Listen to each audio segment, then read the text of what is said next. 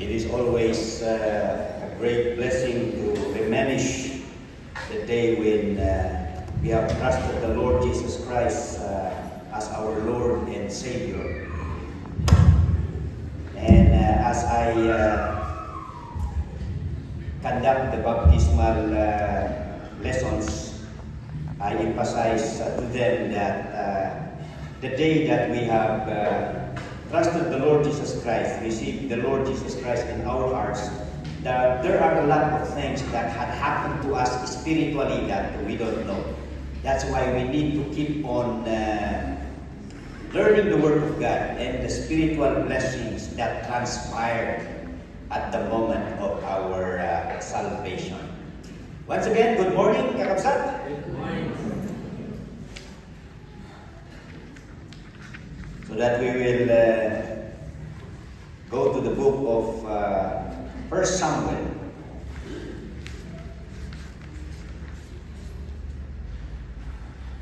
So that as you notice, we are going through all the books of the Bible because that is actually my goal, to present to you the whole counsel of God. This is what the Apostle Paul said. For I have not shunned to declare unto you all the counsel of God. Of course, in this church, very long church, has many previous pastors, and I just don't know if they have presented to you all the counsel of God. So that before I would like to go to some topical lessons, my first aim is to present to you what the Bible contains. And as we go all through the book of the Bible to see the whole counsel of God, I would like also to, I would like everyone also to notice, to see how the Lord Jesus Christ was presented in all the books of the Bible.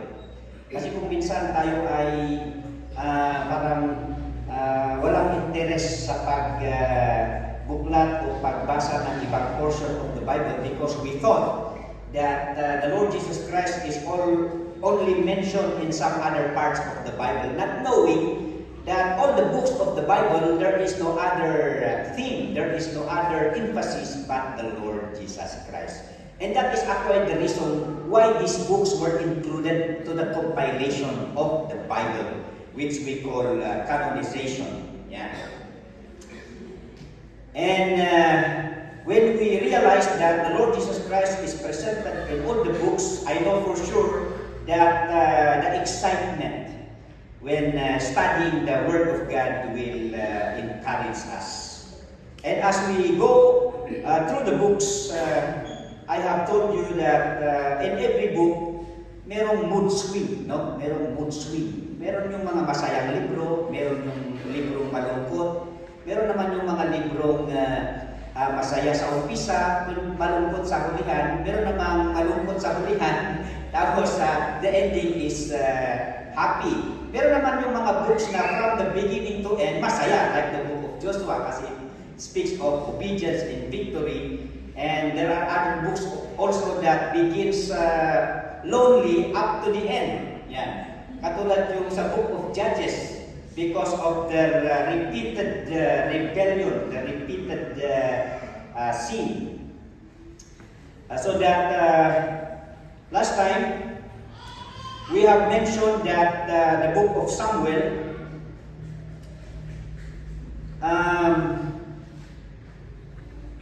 most of it is a good beginning. Maganda yung umpisa. But then, it has these tragic endings. So in the life of Samuel himself, or the high priest Eli, maganda yung umpisa ni Eli as a high priest, pero yung kanyang mga anak, they do not actually respect the roles in even how they serve the Lord. They desecrated their duties in the tabernacle. Although Samuel, maganda yung umpisa, but sadly in the end also, yung kanyang mga anak as they administer justice and helping their father judge the nation, is that they were tempted to bribery and covetousness. And of course, of Saul. Maganda rin naman yung umpisa ni King Saul, but after which, alam natin yung sad story. So that we have learned about the main characters. There are actually 3 main characters of the book of Samuel. Samuel himself, then Saul, and then David. We are already done with the 2. So that we will finish the book by studying how David started. At we will also see kung paano yung ending niya.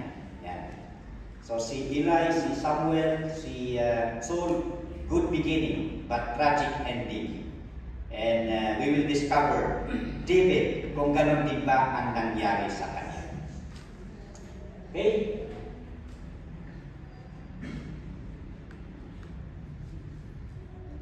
Ayaw mo sana. Ayaw pala.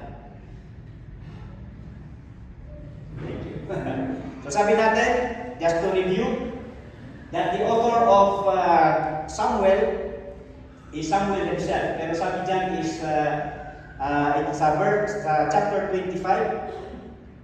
Of course, the death of Samuel was recorded, so that it is impossible that Samuel finished the book. Samuel must have begun the book, but then God and Nathan should have contributed to finish the book. Especially that the book of Samuel originally was 1 book. So there you go. And the date is just an approximate 930 BC. Okay?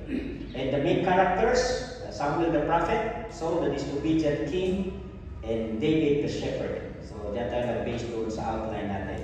And others is, of course, we have studied about Eli, Hannah, and we'll be mentioning Jonathan also. He is the contemporary and friend of David. So the theme and purpose of the book.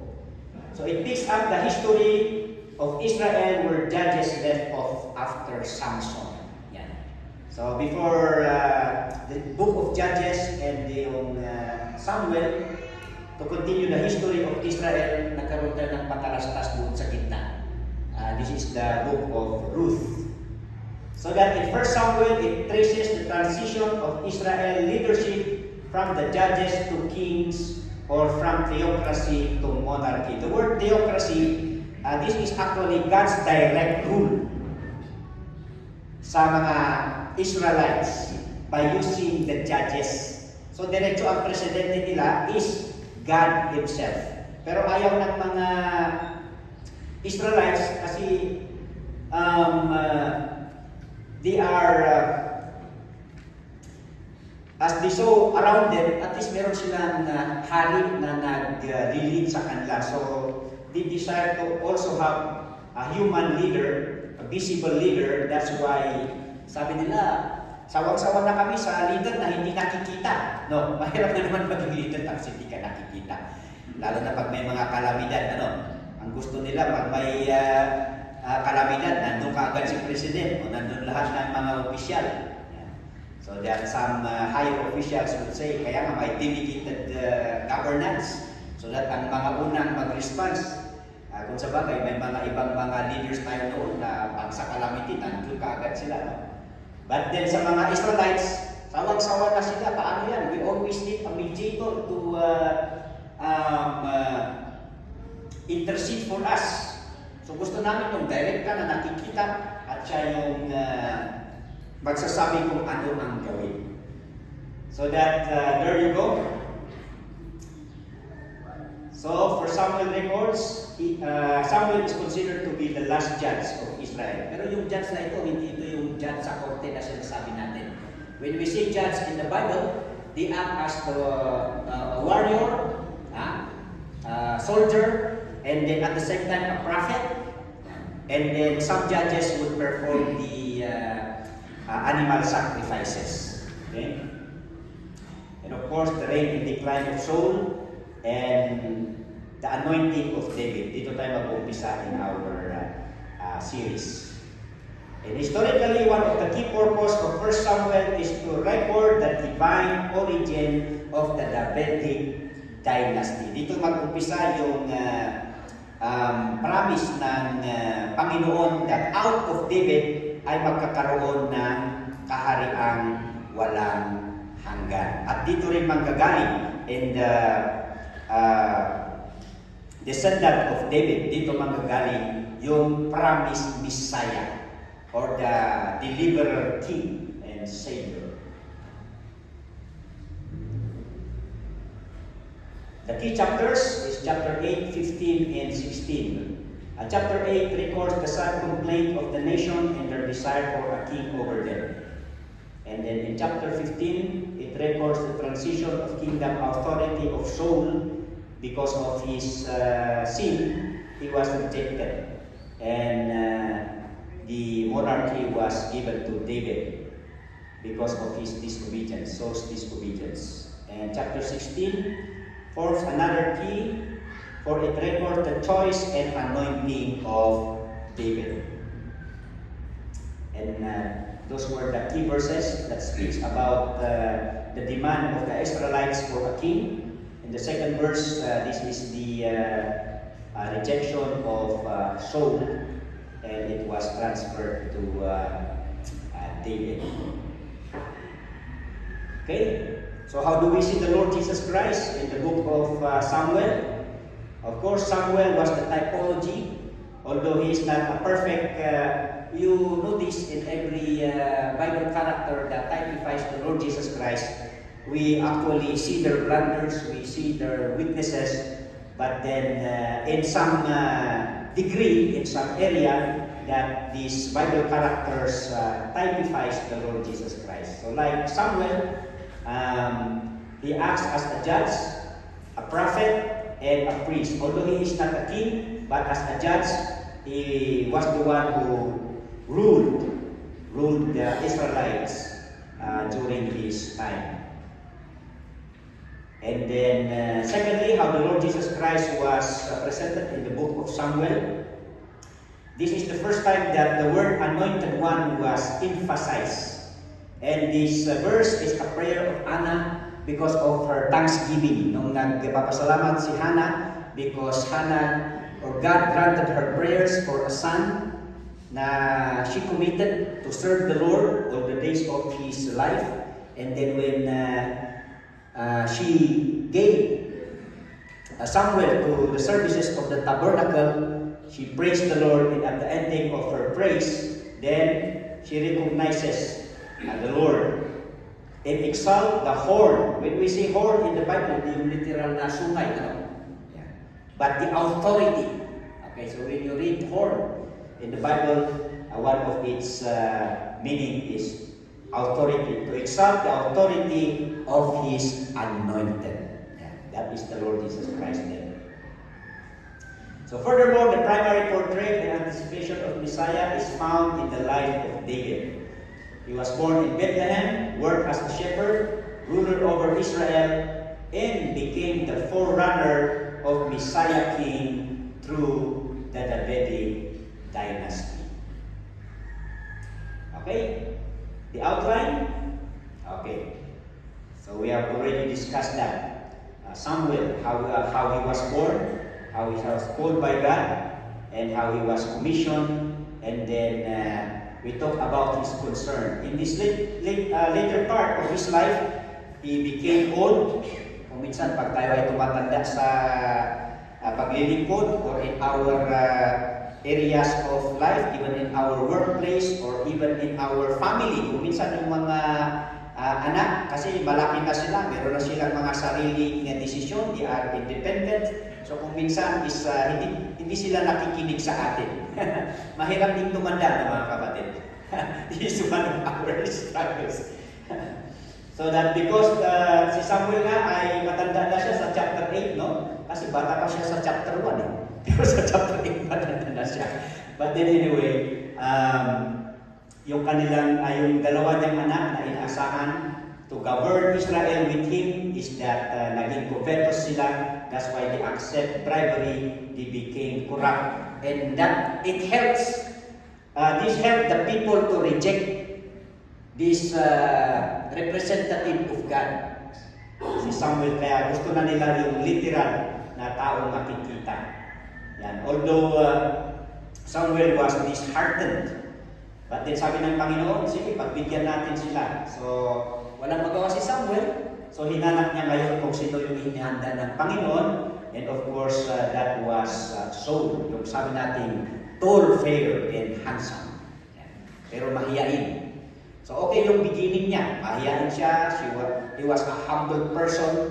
Nung i-anoin pa nga siya pa nga ay nagtago. Hinanap pa siya eh. Yan. And then, he was anointed. He was proclaimed. He has victorious. There were recorded victorious battle that he handled because of his bravery and leadership. Meron din siyang leadership.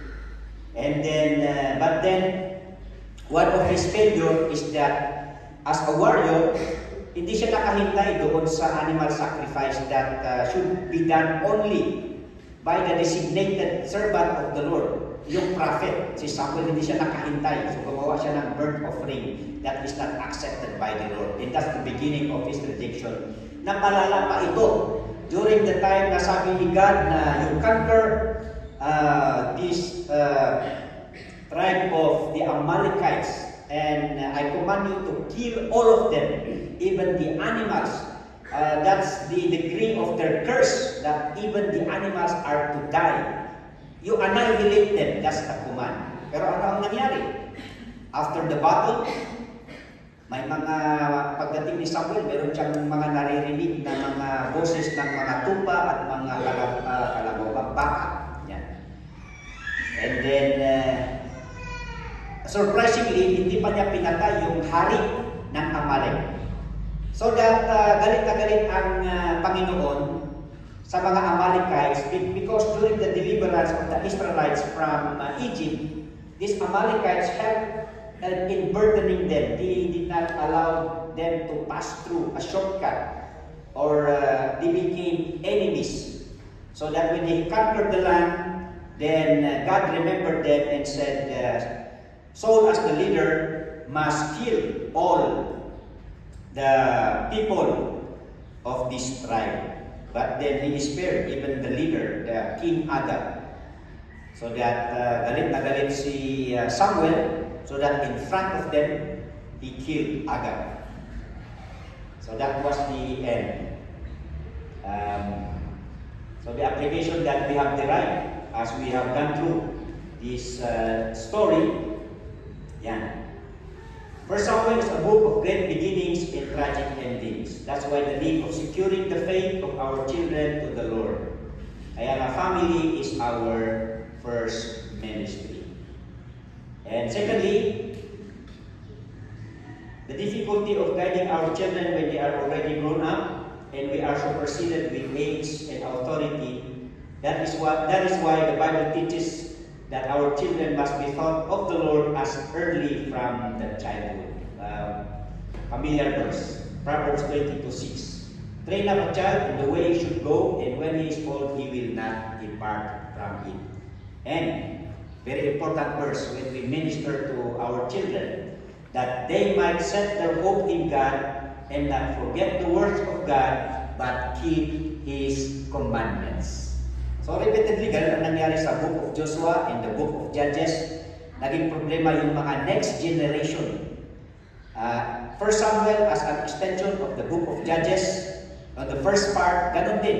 Yung anak ni Eli at saka yung anak ni Samuel, they have forgotten the Lord. Hindi naman siguro nagkulang kung minsan ng parents, but then talagang this challenges us the accountability na ipakilala ang Panginoon at ang kanyang kapangyarihan sa ating mga anak. Okay? So that Saul started with an attractive figure and also humility, as I have mentioned. So the lesson that we learn from him is that when we sin or fail in our Christian life, we do not need to continue downward and remain defeated. Yun ang naging problema kay Saul. Nung siya nagkasala, wala man lang makita doon ng pagsisisi. Although there were times that David spared his life And by sparing him, he recognizes God, but up to that point only, na wala siyang pagsisisi and then thinking to go back in a faithful service.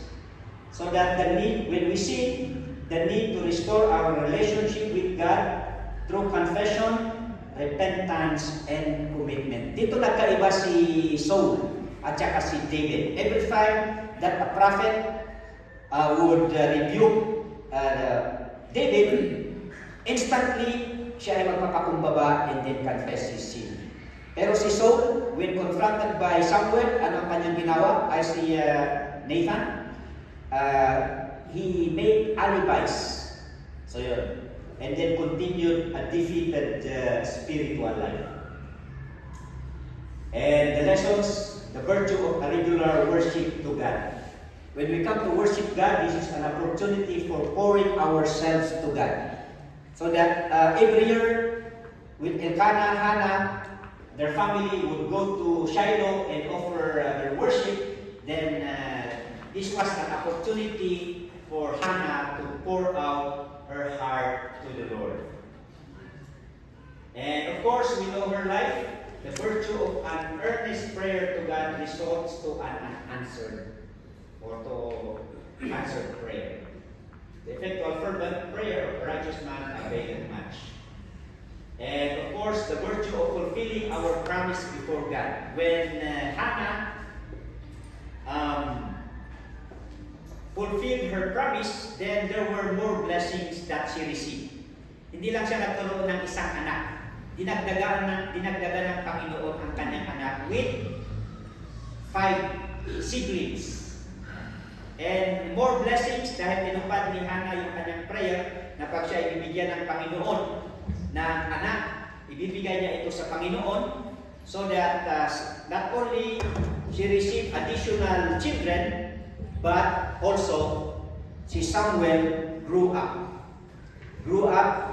in the Lord with favor of man and favor with God. And of course, the virtue of winning our children to God, this is for their guided future. So mahirap din ang maglingkod sa Panginoon kasi kung minsan ang tinitingnan nila is yung aming mga anak. Kaya sabi nila kung minsan ang mga pasaway pa, mga picky, mga pastor kid, sasabihin pa, picky. Pero yun, so dapat maintindihan natin yung mga anak ng mga pastor, no? Yung mga anak ng mga workers, kasi hindi rin sila perfect. Although, yung aming pagsisikap na sila yung mangunguna sana sa maging example sa kabataan, pero siyempre, meron din silang sariling kaisipan, sariling desisyon, but in as much as possible, of course, yun po ang desire natin. So please keep praying for our children, sa mga pastor, at mga workers. And of course, our children as a whole, as a church. Kasi yung ating community, tinitingnan din nila yung mga anak natin. Kasi kung minsan, in the field, when we go and share the gospel, there was one time na nagsabi sa akin, sasama-sama yung tao, hindi pa naman niya madisiplina yung kanyang mga anak. Dapat bago sana sasama-sama yun is unahin niya muna yung kanyang kapamilya na sabihan sa salita ng Panginoon. Okay? So wala tayong magawa dahil nasa atin yung accountability, then let's make ways na magampanan natin yung responsibility natin as parents. And the virtue of listening to the voice of God. While the children of Eli are desecrating their performance in the tabernacle, the boy Samuel properly hear the voice of God, and that's why he does good in his performance. And the virtue of God's leadership. So nakita natin sa history ng transition ng judges from theocracy to monarchy is an irony kasi pag-umpisa pa lamang ng transition ng government, wag ipik ka agad, di ba? Kasi doon nga sa disobedience ni Saul. So, Ganun din, in our practical application na kahit sino man ang uupo na maging leader natin, walang perfect na governance. Yeah. That's why we are waiting for the kingdom to come through the Lord Jesus Christ. There is no real peace in the whole world hanggang ang Prince of Peace ang siyang uupo sa trono. But kahit na ano yung transition o pagpapalit natin ng sistema ng leadership, kung hindi ang Panginoong Diyos ang mamumuna sa any kind of governance, is that magulo pa rin. Kaya nga doon sa ating nasaksihan is that whoever our leader is, will let God govern our life. Yan.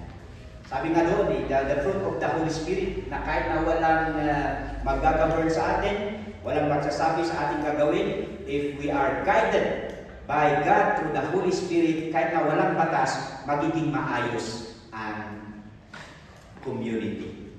So that we always let God guide and lead our life. Okay, the virtue of following exactly the commandments of God. Of course, hindi mawawala yung saya, yung pagmamahal ng Diyos. The Lord Jesus Christ himself, if you love my commandments, then the love of the Father abides in you. And we remember David, nung siya'y nagkasala, restore unto me the joy of thy salvation.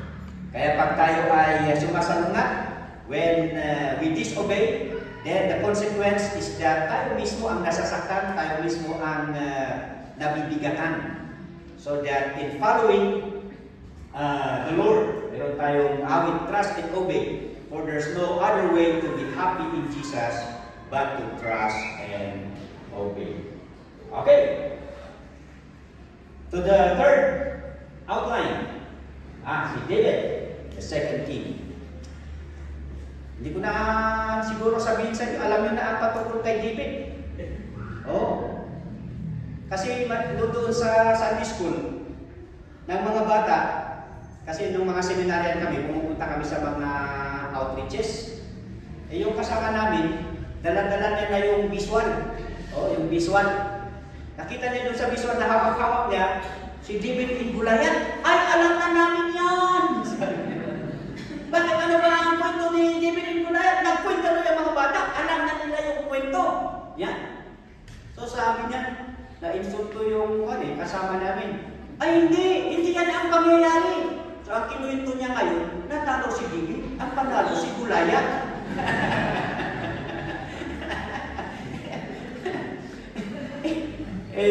Because of that, nalaman sa seminary na yun yung kanyang kinuwento, so, discipline. Huwag ka munang pumasok. One semester, hindi ka papasok. Kasi hindi mo dapat baguhin yung kwento kasi wrong doctrine na yan eh. Kaya sige, kahit na alam na natin, let's go. Let's do it. Hindi ko babaguhin kasi ako naman ang madidisiplina. Alright. And chapter 16, of course, David, the shepherd, chosen and anointed. Okay. So after the rejection of Saul, sabi ni God, go and look. Samuel, go and look for the new king that I have prepared. You go to the family of Jesse. Okay, sino ba si Jesse? Yung anak ni Kinsman Redeemer, Boaz and Ruth. Okay, so the kingly line. So dito sabi ni God, Samuel, punta ka sa family ni Jesse, hanapin mo doon yung inihanda ko na susunod na hari. Okay? So pumunta si Samuel, pinapilan niya ngayon yung mga anak ni Jesse. Oh, ang gugwapo, puro lalaki yung anak ni Jesse. He has 7 sons. Okay? Matitipuno, matatangkad, mga sundalo actually ito ni Saul. They are soldiers, they are warriors. So it started from Eliab, Abinadab, and Shimea, and all others, but they are all rejected. Sabi ng Panginoon, wala sa kanila. So sabi, kung ito yung nakapila, saan ko hahanapin? Meron ka pa bang anak? So meron. Nasaan na yung bunso? Nandun. he is taking care of the sheep. Kaya ngayon, ang ginawa ay pinatawag si David. At of course, nung dumating si David, of course, siya ay marumi. And then, sabi ni God kay Samuel, he is the one. Kaya by that moment, then Samuel anointed David. Okay? Kung si Samuel ay tall, fair, and handsome, in 1 Samuel 16:12, kasi sabi ni God na huwag kang magbase sa itsura, okay? Kundi magbase ka kasi ang Panginoon hindi tumitingin sa itsura, sa pleasant personality, pero He does see the heart. Ayan. So sabi niya doon, he was ruddy and with all of beautiful countenance. Gwapo din naman pala itong si David. And goodly to look to. And the Lord said, arise, anoint him, for this is he. Ito ay NLT translation. Sabi dito, dark and handsome si David. Oo. Ano ang wala doon? Wala yung tall, ano?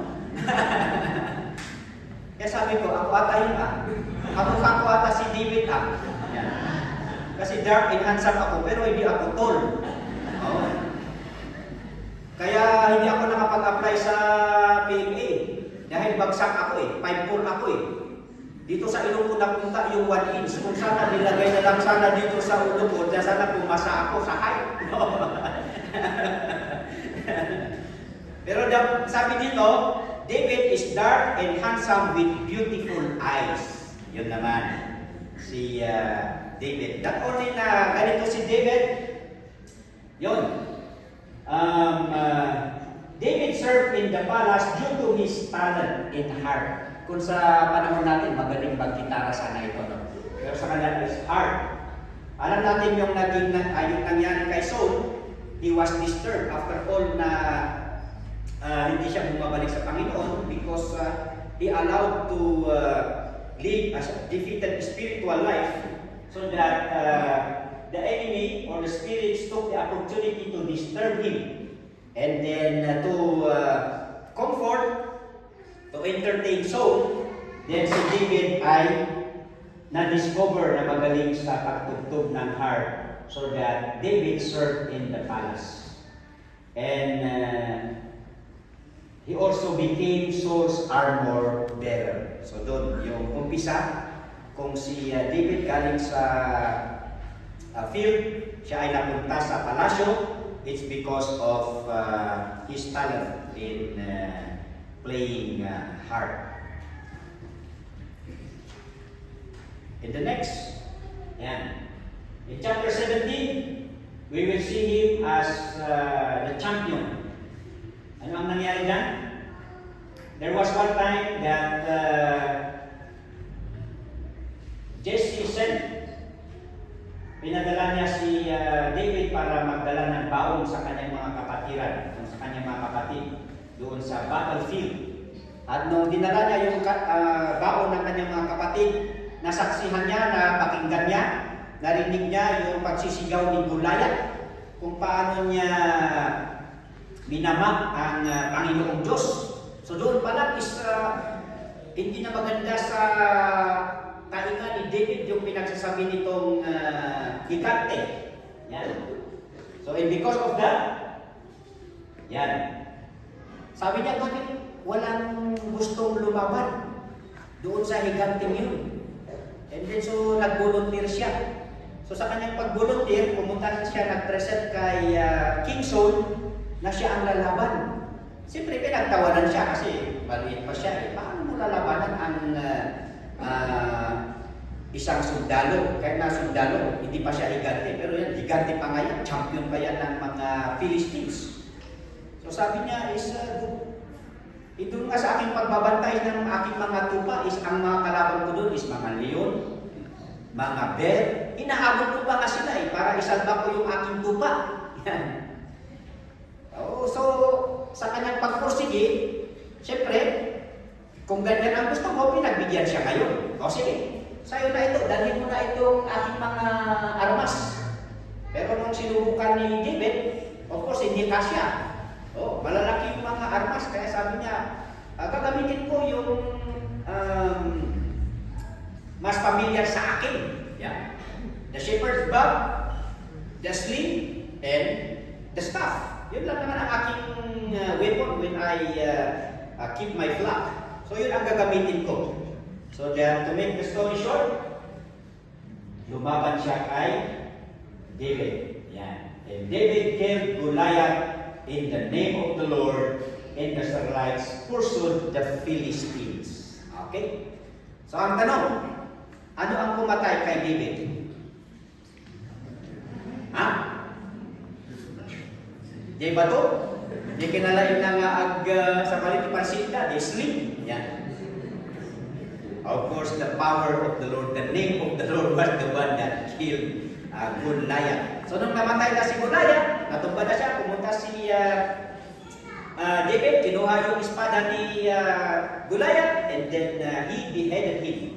And then nataranta yung mga Philistines, and of course, it was the opportunity of the Israelites to pursue the enemies. So yun yung magandang kwento. So hindi ko pinalitan yung kwento, mga kapatid.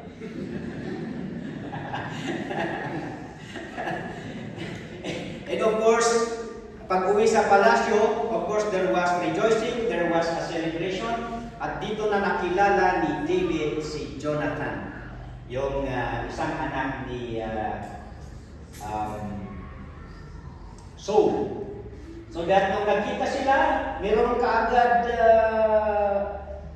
madali at saka malapitang banding ng dalawa. Yan, the acquaintance and immediate brotherly bonding. And because of that, David was promoted as a commander of the army. And have another battles and won the battles. At dito na nagkaroon ng problema.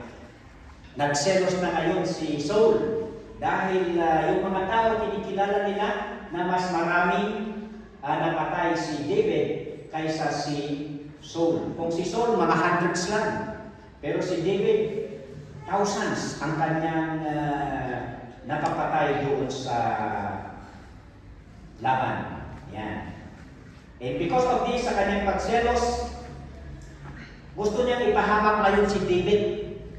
Kasi ang binibigyan na ng parangal ay si David, hindi na si Saul. So ang kanyang naging problema, paano ko kaya mawala si Saul? So ang unang technique niya is ganito. Ipapasuko niya ngayon si David. Yan. Sa mga kalaban, promising na pag siya ay manalo, ay ipapaasawa niya ngayon yung kanyang mga magagandang dalaga. Sino naman ang binata na ayaw? Anak ng hari, mayaman. Tapos siyempre si David galing sa farm. Yan. So that, so yun, pinasok niya ngayon. Dinala niya si David. Sabi niya sa mga commanders, ilagay mo si David doon sa delikadong lugar. Pero ano ang nangyari?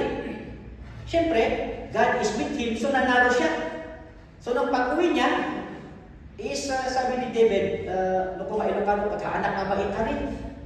Nga mga sawa, iti nabaknak ka, pimpiman akmat, sino akmat? Parang ganun. So dito parang hindi pa ready si David na magkaasawa dito. Kaya actually, tinanggihan niya yung unang daughter ni Saul. So that binigay ni Saul yung daughter niya ito sa ibang lalaki. And because of that, napagtanto ni Saul na parang ang problema ni David is that kung iasawa man ni Saul yung kanyang anak kay David, of course kailangan ng dowry, di ba? Yung dowry. So ngayon, yung second offer ni Saul kay David is ganito. Sige, kahit na wala kang mai-offer ang iyong pamilya na dowry para maasawa mo yung aking second na magandang dalaga, then ang parang dowry mo na lang sa akin is pag manalo ka ulit sa labanan ito, is that I need you to present me 104 skins of these enemies. Yan. So, lumaban si David ngayon. Nung lumaban si David, pagbalik niya, hindi lang 100, ilan? 200, doble. So, siyempre, wala nang magawa ngayon si Saul. So, ngayon, binigay na ni Saul sino yung second daughter niya? Michal. Michal. Okay.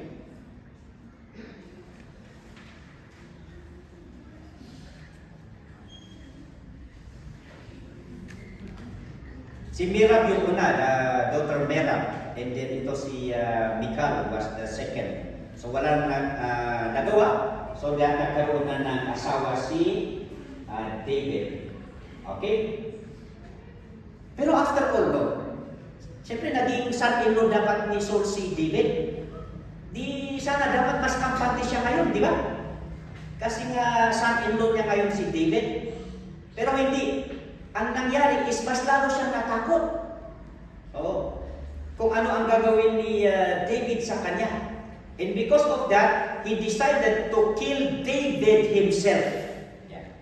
Kaya in one occasion, ayan, gusto niya ngayong patayin si David. Pero ito ay napakinggan ni Jonathan. So that Jonathan convinced his father, wala namang kasalanan si David, wala naman siya ginagawang masama. Bakit mo tangkahin na siya ay papatay? So dinipinsahan siya ni Jonathan, pero nagalit yung kanyang tatay sa kanya. And because of that, gusto niya pa rin hanapin itong si David. After na nakailat si David, doon sa gayang, sa spear, no? Nakailan siya, kaya siya ay tumakbo. Of course, ang first na tinakbuhan ni David ay of course doon sa kanilang bahay, sa kanyang wife. Ang ginawa ng kanyang wife, pinaalis si David, tapos naglagay siya ng peke na parang mannequin. Kaya nung dumating yung mga soldiers, nakita nila na, ay wala naman pala dito si David. So they went back to the palace, nawala si David na i-present kay Saul. Pero si David ay pumunta doon sa Rama kay Samuel. Doon siya muna nagtago. And after Samuel, nagkaroon sila ng pagkakataon para magkita ni Jonathan. At nagkaroon sila ng agreement. Okay, there will be a feast coming. At doon sa iyong upuan, sigurado na mapapansin ito ni King Saul at kung wala ka, tatanungin kanya, sabi ni Jonathan. At papakiramdaman ko kung ano yung nasa puso ng aking ama. Kung gusto ka pa rin na patayin, then this is what we will do. Magtatago ka sa pagtataguan mo, and then I will strike a bow, at ako ay sisigaw. Sasabihin ko doon na nandyan lang sa tabi mo yung pana. Pag yun ang sasabihin ko, ibig sabihin is, pwede kang sumali doon sa okasyon. Yan. Pero kung sasabihin ko doon sa bata, ay, sige, takbo pa! Kasi yung pana is behind you, so ibig sabihin ay, yun ang sinyalis na hindi ka dapat bumalik sa palasyo dahil ikaw ay papatayin ni King Saul. So yun ang nangyari. So that, nung nangyari yun, the signal was not the arrow being at the side of the target. Kaya alam na ni King David or si David that he needs to run for his life.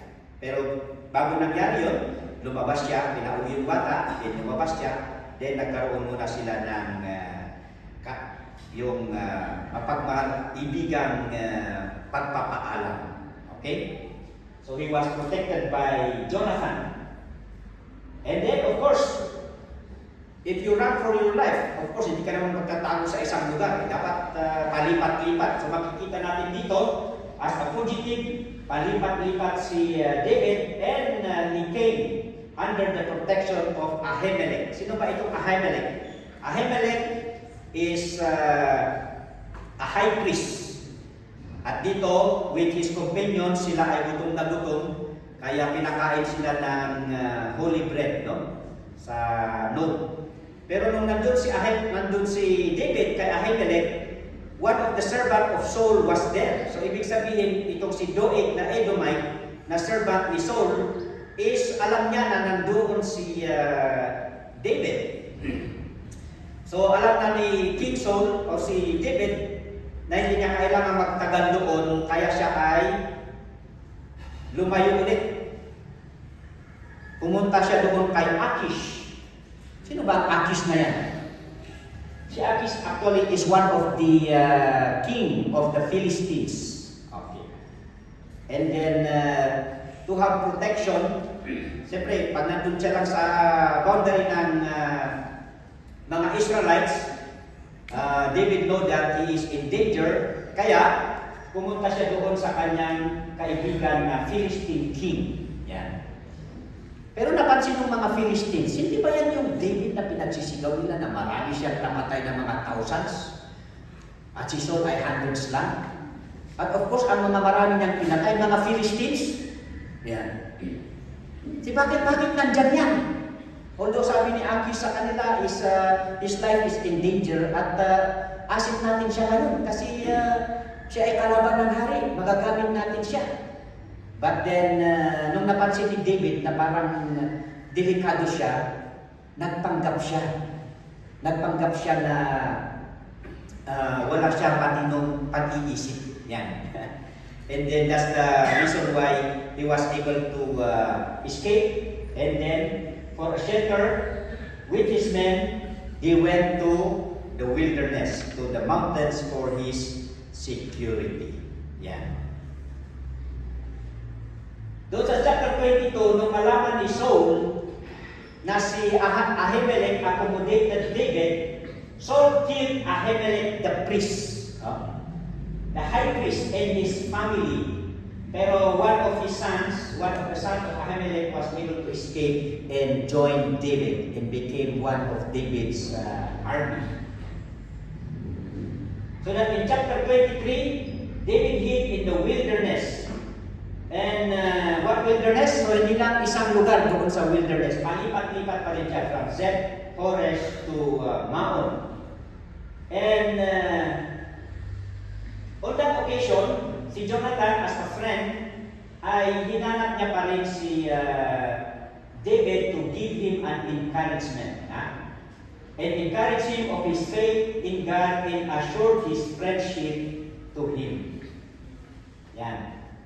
So, hindi siya mapalagay. So, he wants to know the situation, the security, and ito napakaganda, as a true friend. And Jonathan, Saul's son, arose and went to David in the wood and strengthened his hand in God. Yan ang tunay na kaibigan. When a friend comes to you and strengthen and encourage you with your faith in the Lord. Okay? So Proverbs 18:24, a man that hath friends must show himself friendly, and there is a friend that sticketh closer than a brother. We can see this in the life of Jonathan and David. So that in this chapter, Saul momentarily suspended his pursuit of David because of a battle with the Philistines. But in chapter 24, after the battle, Saul would continue his pursuit. But then David spared the life of Saul in the wilderness of En-Gedi. Ano ang ginawa dito ni David? Kinasayang na nga, Jerome niya. Although his men said, this is your opportunity to kill him. Kasi ikaw naman yung in-expect, hinihintay ng mga Israelites to be the next king. This is your chance. Di ba? This is your chance. Huwag mo nang palagpasin ito. Pero ano ang sabi ni David? Yes, I have this chance, but I cannot take it to kill God's anointed. Meron pa rin siyang respeto na kung sino ang nilagay ng Panginoong Diyos, may purpose pa rin ang Panginoong Diyos sa tao niya. At wala sa akin ang karapatan. So ang kanyang ginawa is, gumupit lang siya ng portion of the robe of Saul, just an evidence that he has the opportunity to kill him, but he did not do it because he respect him as a God-given leader during that time. Kaya nung nagkadistansya na, sumigaw na si David at sabi niya, Saul, King Saul, nasa akin atong piece of your robe. This is an evidence that I must have killed you. But because you are God's anointed, I respect that, and wala sa aking kamay ang gumawa na pumatay sa iyo. And because of that, Saul acknowledges God and asks forgiveness from David.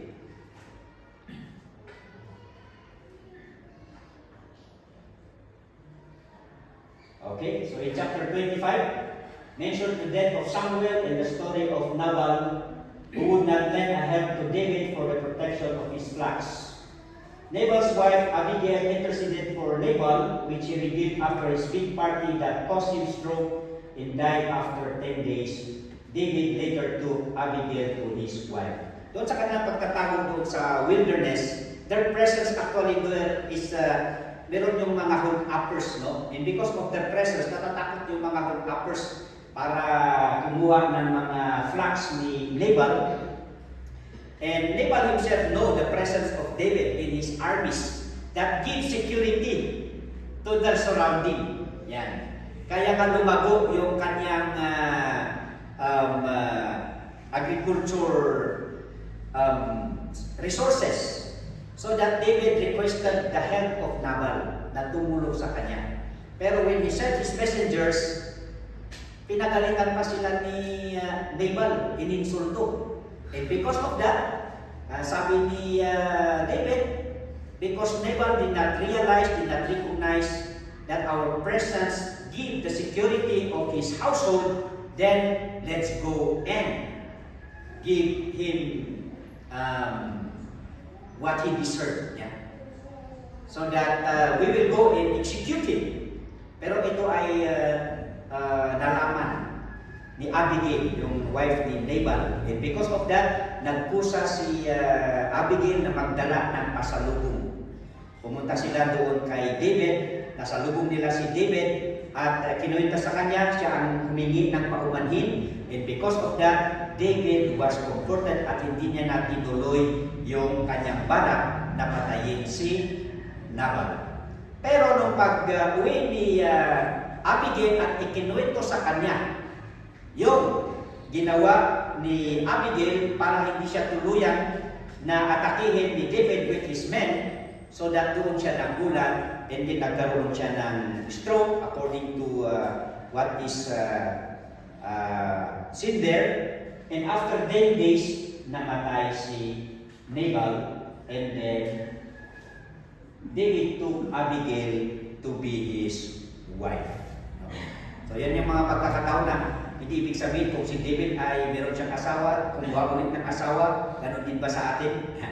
So yung mga recorded na mga facts, mga pangyayari is in their culture siguro, especially as a king, so they just can do that. But then, of course, di pa nag-asawa latag at one woman man or one man woman. Okay?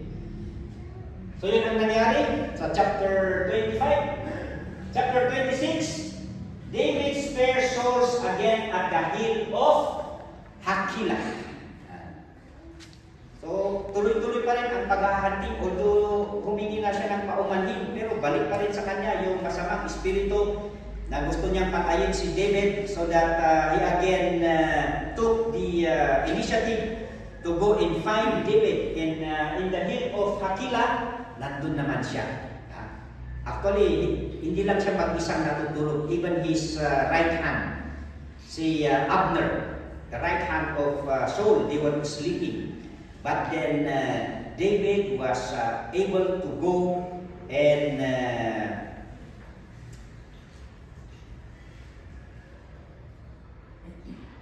ano nga nangyari dyan? Baka maiba.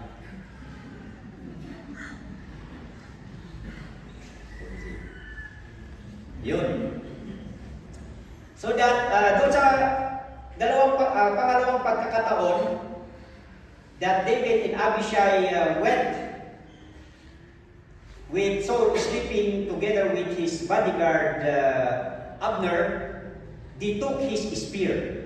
Yan. Pero sabi ni Abishai, ito na magkataon, patayin mo na siya. Kasi he does not stop in attempting your life. Pero yun pa rin ang sinabi. David maintained his conviction. Sabi niya, hindi ko maaaring patayin ang inanoint ng Panginoon. So ang kanilang ginawa lamang is, they took the spear and the water jug na baon nila Saul. And then, at this time, kinantsawan pa ni David, ni Abner, tako na nakat. Ano kaya mga protektahan? Hindi ko pala kaya protektahan ng hari. Bakit ano ang ginagawa ko dyan? Nakikitulog pa sa kanya. At nandito sa akin yung kanyang spear and the water jug as a proof that we have the opportunity to kill the king, but because he is God's anointed, then wala sa akin ang karapatan para pumatay sa ating hari. And because of that, Saul again realized na siya ay nagkamali, and then he asked pardon from David, and he asked that when he will become a king, sana ay hindi niya lilipulin o i-annihilate ng lahat ng kanyang kapamilya. Kasi that was the culture before.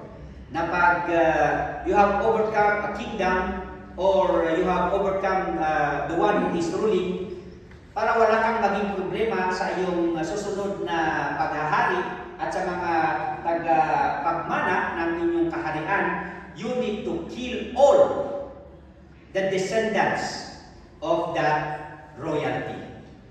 So sabi ni King Saul, if it happens na ikaw na ang bagong hari, please promise to me that you will not annihilate my family but spare the life of my children. And David agreed to that, and we will find soon na tutuparin ito ni David. And because of his hunting,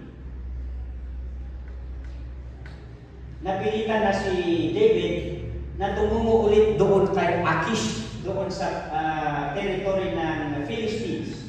So bumalik siya ngayon doon kay Achish, and then he became an ally of the Philistines. And that was also the time that Saul consults the medium at Endor. Actually, takot na takot yung pandito, yung witch. Kasi doon sa beginning ng rule ni Saul, pinagbawal niya talaga yung mga the work of witchcraft. So that nagpanggap siya doon, but then we know the story na nung malaman ng witch na si Saul pala ito, nagpanggap siya na hindi siya yung hari kasi siya nagsuot ng pulubi, and then takot na takot siya.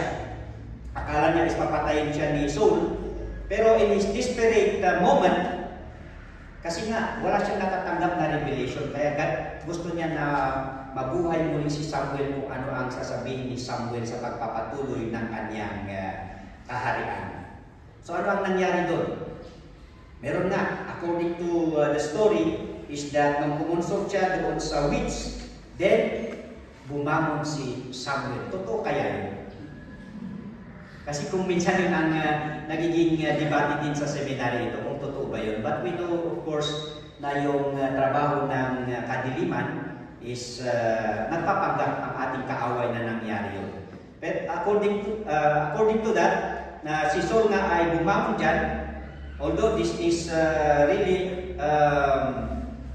true or not, but then for me myself, nagpanggap lamang ito na nangyari. And of course, we know, yung verdict ni Saul is that wala na talaga ang patutunguhan ng kaharian ni Saul, so that the kingdom of Saul would end.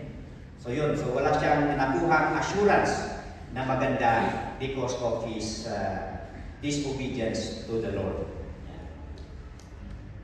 And then, of course, nung naging alay na naman ni Achish si David, kumontra yung mga ibang hari.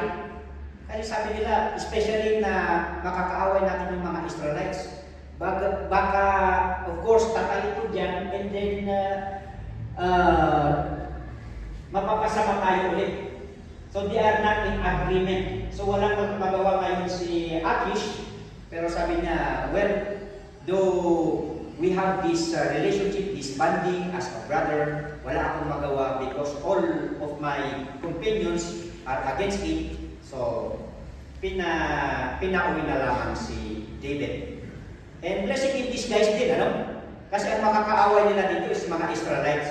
So talagang all things work together for good. Hindi nayaan ng Panginoong Diyos na magamit pa si David para makapatay pa ng mas maraming mga Israelites. Yan. So, after that, they went back to Siklag. Ito yung Siklag, ito yung area kung saan binigay ni Akish na doon sila titira. At doon sa Akish, ay sa Siklag, nung pagbalik nila, nakita nila yung kanilang community burning. Umaasok. Umaasok ba nila? Umusok, sorry. Umusok.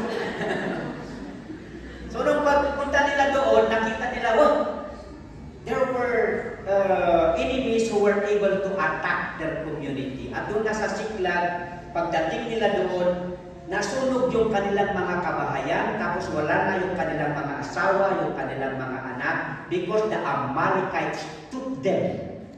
And when they took their families, siyempre yung mga sundalo na pagod, wala na silang ibang pagbalingan ng galing, kundi kay David. Kung hindi sana sila sumunod kay David, then wala sana yung pangyayaring iyon na nawala yung kanilang mga mahal sa buhay. At sabi daan sa chapter na yan is, they even decided to stone David to death. Gusto na nilang patayin si David sa pagkakataon ito. That is the desperation that they have. Gusto nilang patayin si David. So si David naman, of course, siya rin ay, of course, mabigat yung kanyang damdamin kasi even his family also, but because he is the leader, at least yung mga subordinates niya, meron silang mapagbalingan. Pero itong si David, wala na, siya na pinakamataas eh. So that, sabi doon, in his deep grief also, walang sinuman ang magko-comfort sa kanya. But one powerful verse there says, David encouraged himself in the Lord. So yun ang aral dyan. Kung wala na tao ni isa na magbibigay ng comfort sa atin, then we turn to the Lord because we can encourage ourselves in the Lord. So yun ang nangyari. So hindi naman natin tuloy na pinatay si David. Bagkos, David strengthened his armies. Let's go and fight para maisalba pa natin yung ating mga mahal sa buhay. So that they went ahead and go and pursue the Amalekites. And to make the story short, they were able to regain their loved ones and family members. And of course, nagpatuloy yung laban ng Philistines and the Israelites. And this is the account na si Saul and his sons were a part of the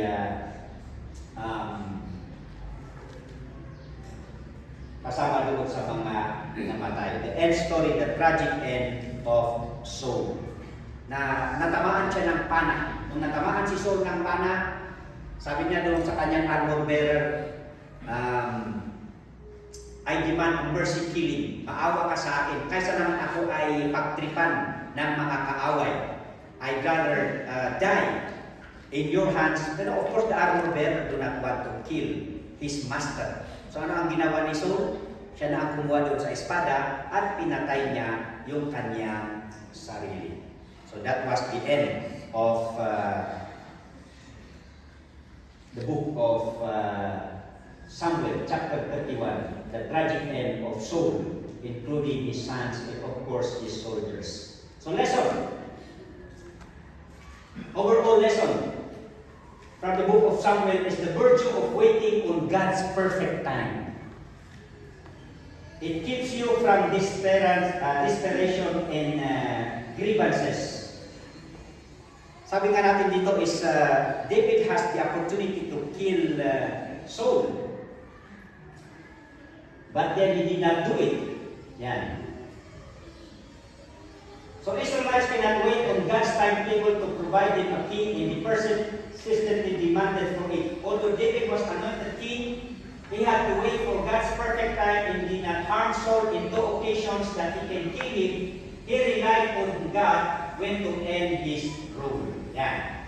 Sabi niya, destroy him not, for who can stretch forth his hand against the Lord, anointed and be guiltless.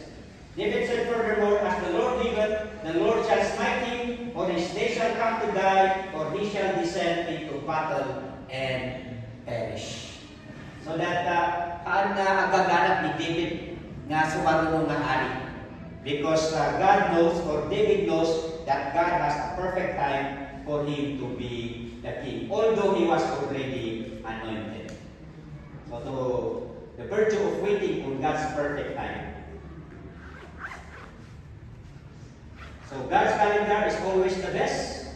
Keep exercising your patience in trust on God's wisdom and providence.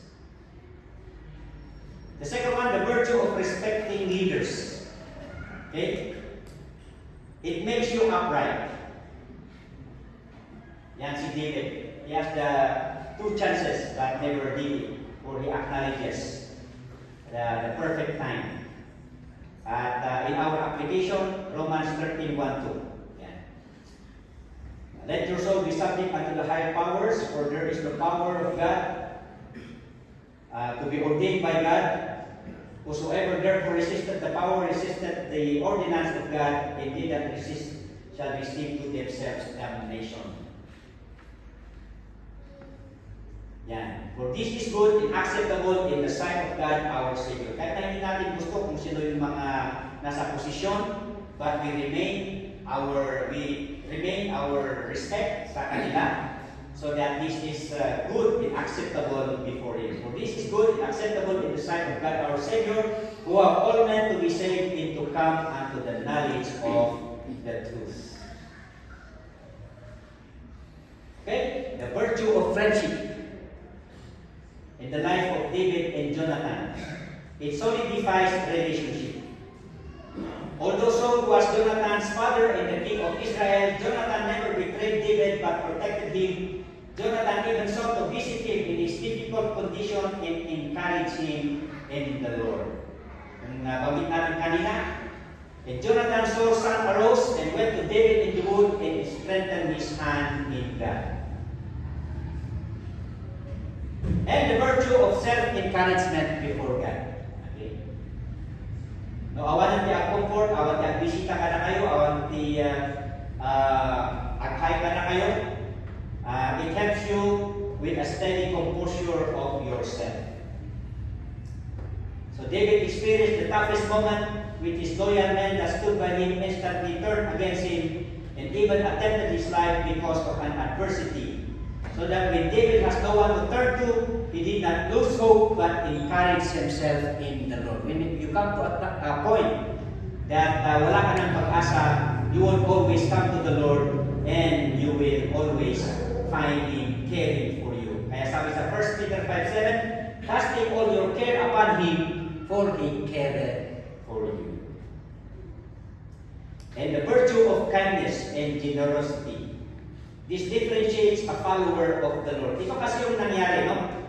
Ang nangyari dito is, nung they ran after the Amalekites, of course, they captured the Amalekites, pinagkukuha nila yung mga materials for the looting. Yeah? So pagbalik nila doon, meron kasi yung mga ibang soldiers na hindi sumama doon sa paghabol doon sa mga kaaway. So that then when they return with all these blessings, sabi nila, ay, dapat hindi natin sila bigyan kasi hindi sila sumama sa atin eh. Sa atin-atin na lang ito, pero sabi ni David, hindi naman siguro. Kasi kawawa naman sila eh. They have the desire to come. Pero dahil pagod na pagod sila, hindi nila kaya, so they remain, they stay. But hindi ibig sabihin na hindi sila kasali sa blessing. So here, we should learn to share our blessings. So sabi niya doon, bigyan natin sila.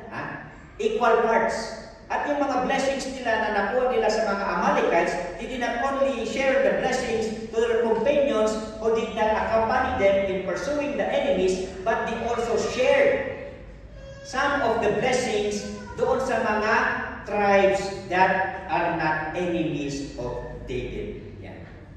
So yun, makita natin si David, the virtue of kindness and generosity, hindi lamang doon sa mga kasama niya na pumabor sa mga kaaway, but even sa mga kasama nila na napagod at sa mga kaibigan na hindi lumalaban sa kanila. Okay? And the very reason of that, then answered all the wicked men and men of Belial and those that went with David. Sila yung mga, hindi kasi ito mga mananampalataya, kung minsan ganun ang pag-iisip ng mga hindi mananampalataya, no? Yung makasarili. So sabi nila sa atin naman ito. So we wonder, may mga taon pala si David na mga unbelievers? Oo, true yan. Sa pagsaserve natin sa Panginoon, may mga sumasama-sama sa atin. I experienced that many times in the mission field. Kung minsan mayroon yung mga sumasama sa atin, but they are not really, naiinganyo lamang sila siguro dahil sa pamamasyal at sa mga ginagawa natin. But there are occasions na yung mga sumasama sa atin, hindi pala mga mananampalataya. Kaya kung minsan, sila yung nagbibigay sa atin ng mga makamundong pag-iisip. No? Naalala ko tuloy minsan nung nagka-cast out si Pastor Valentin ng sinapian. Meron yung mga sumasama-sama sa kanya. Sabi nung sinapian, akala mo ba, Pastor, kasama mo lahat yan? Yan o, kasama natin yan. Pinagtutulong niya yung mga kasama. Kaya delikado pala yung sumasama na hindi mananampalataya. Katulad nito, in the battles of David, marami yung mga sumasama sa kanya because of the valiant performance of battle. Siyempre, idol nila si David. Pero, actually, they are a follower of David, but they are not a believer of the Lord. Kaya nga ito, ang nangyari dito, itong mga masasamang tao ito, they are actually a worshipper of Belial, but they follow David. They supported David. So sabi ni David ay, hindi ganyan ang maka-Diyos na pag-iisip. Hindi makasarili. Kung ano ang blessing ng Panginoon, then we share it with others and with everyone. Okay? So it is always a Christian thing to be kind and share your blessing for more blessings. So that kindness and generosity always go together. And the last one, the virtue of standing back on our feet. Because it permits opportunity for us to redeem ourselves. Sabi nga natin, the main character Saul. After sinning disobedience, he continued living a defeated life instead of recovering from his failure and to be guided by the Lord. So Saul died, and his 3 sons, and his armor bearer, and all his men that same day together. Yan. So the sad ending of the book with the death of Saul. So that it is always worth it when we come back to the Lord to revive our commitment, our relationship and services to the Lord. Isaiah 31. But they that wait upon the Lord shall renew their strength. They shall mount up with wings as eagles. They shall run and not be weary. They shall walk and not faint. Let's read all together. Be always trusting God. He has His own schedule of all things. Keep respecting those who are in authority. It is one way of honoring God. Always encourage your friends with your faith in God. That is true friendship. If no one gives you comfort, encourage yourself in the Lord. And make the most of your kindness with generosity. It is a Christian testimony. And always get back on your knees when you sin and get back on your feet to redeem yourself. That's the book of Samuel. Oh, Father God, There are a lot of things to learn. And you enable us, we are inspired of these lessons that we can see from the book. But for all these things to materialize, it is only how you instill these truths in our hearts and give us the enablement to apply them the moment that we need them. So again, we thank you for these truths that we have learned. Thank you in Jesus' name. Amen.